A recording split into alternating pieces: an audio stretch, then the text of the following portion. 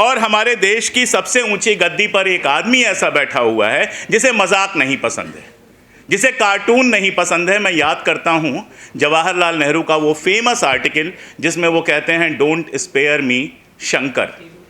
और अगर आप गूगल करेंगे, किताबें ना भी ढूंढना चाहें गूगल भी करेंगे, केवल शंकर के कार्टून्स में नेहरू को आप देख लीजिए। शंकर ने जितने कार्टून नेहरू के बनाए हैं उन कार्टून्स को आप एक साथ देख लीजिए, आप 1964 तक के भारत को भी समझ जाएंगे और ये भी समझ जाएंगे कि नेहरू किस हद तक अपने कार्टून्स को बर्दाश्त करते थे और उनसे सीखकर अपनी चीज़ें बदलते भी थे। प्रॉब्लम यह है, पंकज भैया कह रहे थे कि ये सारे जितने प्लेटफॉर्म्स हैं सब कैपिटलिस्ट के हैं। हम जानते हैं अखबार भी ज़्यादातर कैपिटलिस्ट के रहे हैं, गरीब आदमी अखबार नहीं निकाल सकता। टीवी चैनल सारे रईसों के रहे हैं, ठीक है, लेकिन उसके बावजूद एक लिबरल डेमोक्रेसी में इन सब जगहों पर स्पेस थी कि आप सरकार की आलोचना कर सकें, आप कह सकें गलत को गलत। मतलब राजीव निगम क्या कर सकते हैं व्यंग करने के अलावा? और राजीव निगम अगर व्यंग नहीं करेंगे तो क्यों नहीं करेंगे और क्या करेंगे? यह सवाल एक बड़ा खड़ा होता है। मंजुल अगर कार्टून नहीं बनाएंगे तो और क्या बनाएंगे? मंजुल कार्टून बनाते रहे हैं तब भी जब मनमोहन सिंह यहां कुर्सी पर थे और तब भी जब नरेंद्र मोदी यहां कुर्सी पर हैं। लेकिन मनमोहन सिंह का जब वो कार्टून बनाते थे तो यही अखबार जो उन्हीं पूंजीपतियों के हैं बड़े शौक से उसको पहले पन्ने पर छापते थे और किसी को कोई फर्क नहीं पड़ता था। आज कार्टून बनाना इतना मुश्किल है कि एक के बाद एक फेसबुक पेज उड़ाए जा रहे हैं, किसी का ट्विटर अकाउंट उड़ाया जा रहा है, कोई मतलब आप बोल नहीं सकते हैं जैसा माहौल बनना शुरू हो गया है। संजय भाई ने संसद के अंदर आवाज़ उठाई और वो आवाज़ हम सब लोगों की आवाज़ थी। ये पॉलिटिक्स का अकेले का मामला नहीं है, ये राजीव भाई का अकेले का मामला नहीं है, ये किसी चैनल का अकेले का मामला नहीं है। आज ये हैं, कल हम होंगे, परसों जो यहाँ तमाम सारे लोगों ने वीडियो लगाए हुए हैं, कैमरे लगाए हुए हैं, इनमें से कोई भी हो सकता है। और ये वो आवाज़ है जो इस देश में विपक्ष की आवाज़ है।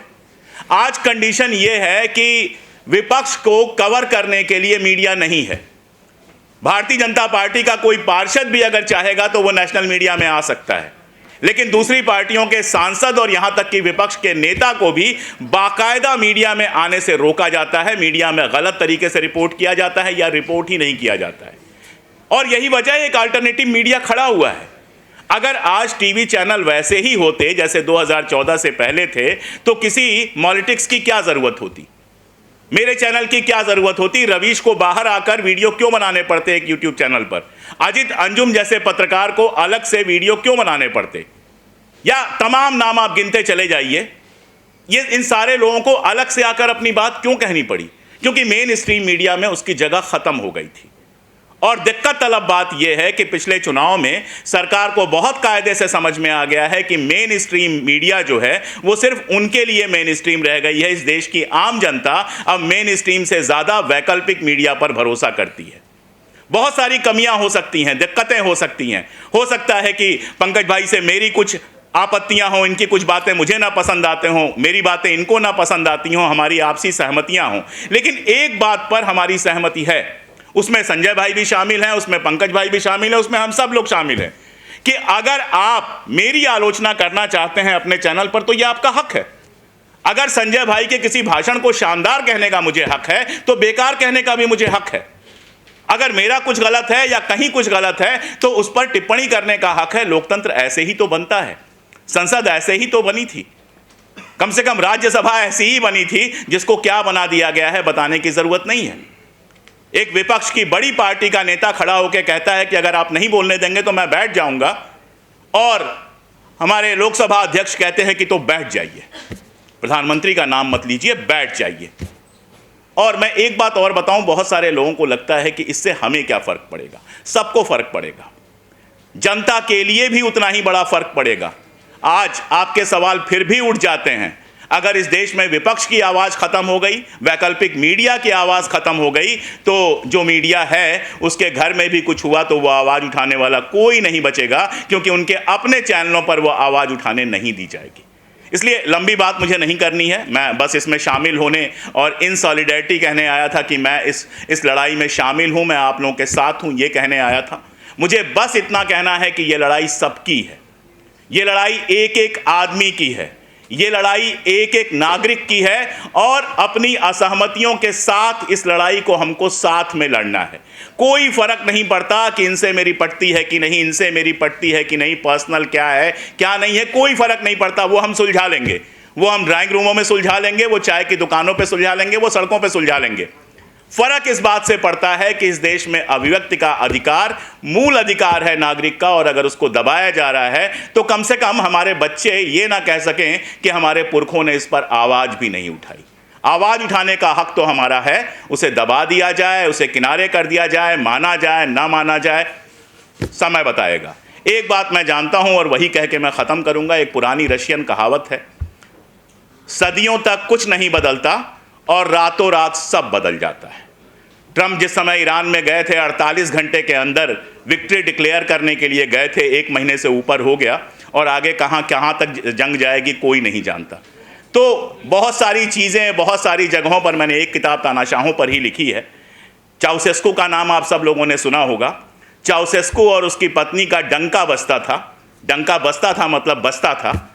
कुछ दिक्कतें इकनॉमिक शुरू हुई, एक भाषण देने वो आया और उस भाषण में ज़रा सा अटक गया, उसकी ज़बान फिसल गई थोड़ी सी, लगा कि उसके अंदर डर आ गया है।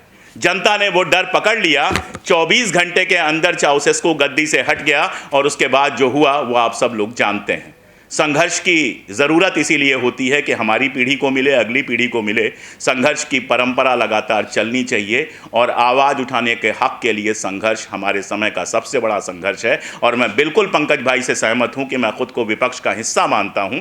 मुझे चुनाव नहीं लड़ना, मुझे किसी पार्टी में शामिल नहीं होना, लेकिन जो इस तानाशाही सरकार के ख़िलाफ़ बोलता है, मैं हर उस पार्टी में शामिल हूँ, मैं हर उस आवाज़ में शामिल हूँ। नमस्कार, जनता लाइव देख रहे हैं आप और मैं हूँ आपके साथ पूजा।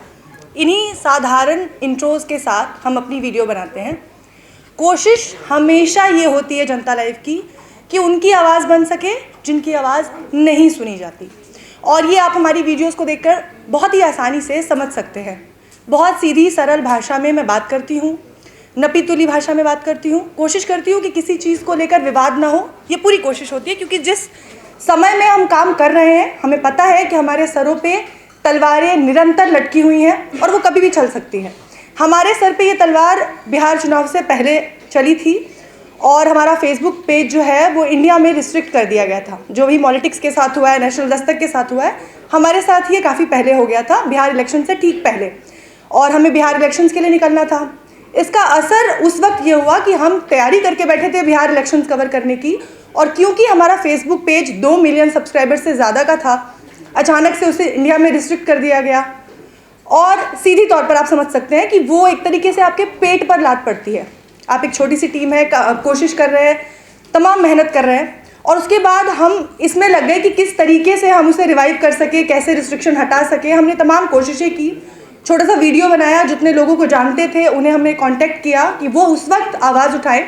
और यहाँ इस वक्त बहुत ज़रूरी है पॉलिटिक्स का धन्यवाद करना, क्योंकि हमने उस वक्त कोशिश की ये आवाज़ उठाने की, पर उस वक्त शायद हम इकलौते चैनल थे जिससे रिस्ट्रिक्ट किया गया था, तो ये आवाज़ इतनी बड़ी नहीं हुई। आज जब लोगों के आपस में एक साथ ऐसी सिचुएशन आई है, और यहाँ शायद सरकार से गलती हो गई कि एक साथ ये 3-4 बड़े चैनल उन्होंने बैन करने पर उन्होंने किया, और उसके बाद ये आवाज़ उठकर आई। मुझे लगता है अगर अलग अलग हुआ होता कुछ समय के बाद तो शायद आज भी हम यहाँ ऐसे नहीं बैठे होते।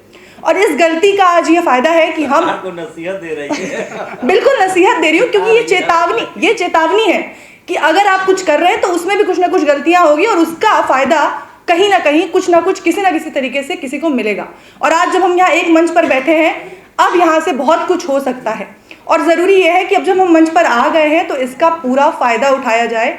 और अब जो कुछ सरकार करने की कोशिश कर रही है, अभी तो कुछ भी नहीं हुआ है, अभी तो कोशिश की जा रही है। 15 दिन का नोटिस दिया गया है। 15 दिन के नोटिस के बाद जो असली रिस्ट्रिक्शंस आएंगे उस पर हमें फोकस करना है। ये जो कुछ हुआ है ये तो कोई बड़ी बात नहीं है, हम दूसरा फेसबुक पेज बना लेते हैं, हमने भी बना लिया, हमने भी काम करना शुरू कर दिया, आप भी कर सकते हैं। लेकिन इसके बाद जो कुछ होने वाला है हमें उस पर फोकस करना है, और उसके लिए अभी ये लड़ाई महज शुरू हुई है। आज ये पहला प्रेस कॉन्फ्रेंस है, मैं ऐसा मान के चल रही हूँ। ऐसे हमें न जाने कितने प्रेस कॉन्फ्रेंस करने होंगे और न जाने कितनी ज़्यादा मीटिंग्स और कितनी ज़्यादा ऐसी लड़ाइयाँ अभी लड़नी है। अगर अभी हमने इस लड़ाई को रोक दिया तो ये आगे कहीं भी किसी के लिए भी आप खतरा हो सकता है, कोई भी काम नहीं कर पाएगा इस मीडिया इंडस्ट्री में। और सबसे अहम सवाल जो सही सवाल है, जो आप पूछते हैं, जिन लोगों तक आप पहुंचते हैं, वरना सवाल पूछने वाले दूसरे तबके के भी लोग हैं जो आजकल ये भी पूछते हैं पानी नहीं मिला, तो उस सवाल को अगर कोई काउंटर कर रहा है, जो बता रहा है कि हाँ नहीं मिला, और उसकी वजह से आपको जवाबदेही आज भी देनी होगी, तो अगर आप चाहते हैं कि आप खड़े रहें, आपकी आवाज़ बुलंद रहे, तो इसी तरह लड़ना होगा। ये महज शुरुआत है, इस बात को गांठ बांध दीजिए।